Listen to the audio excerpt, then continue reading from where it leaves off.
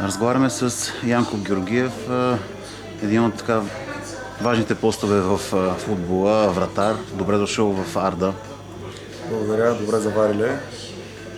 Така, изключително щастлив съм и радостен, че съм в отбор като Арда Кърджали.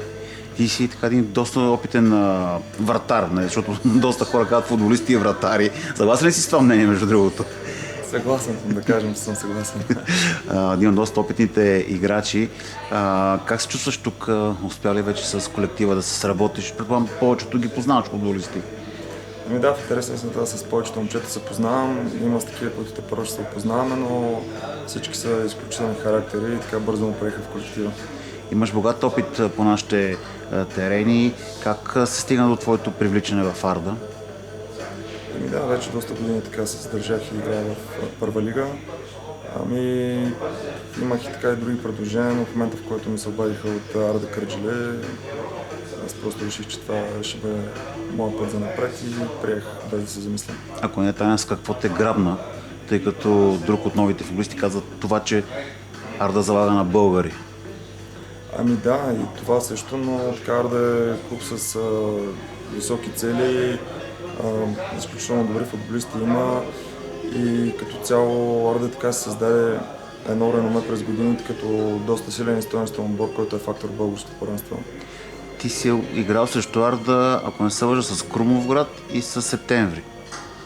Да, и с Ботев Пловдив също съм играл. Така ли? Какво помниш от тези матчове?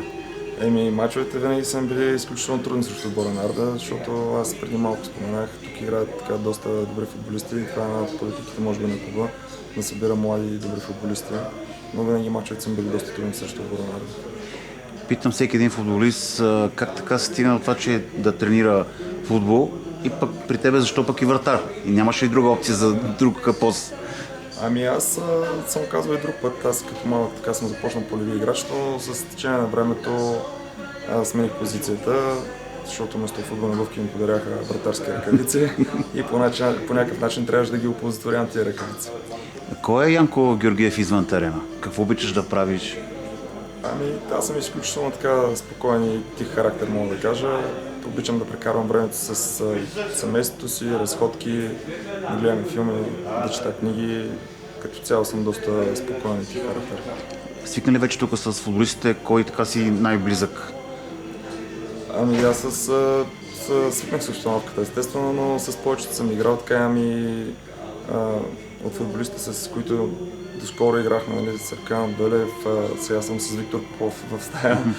Така че опознаваме се бързо и мисля, че така приехаме като колектив.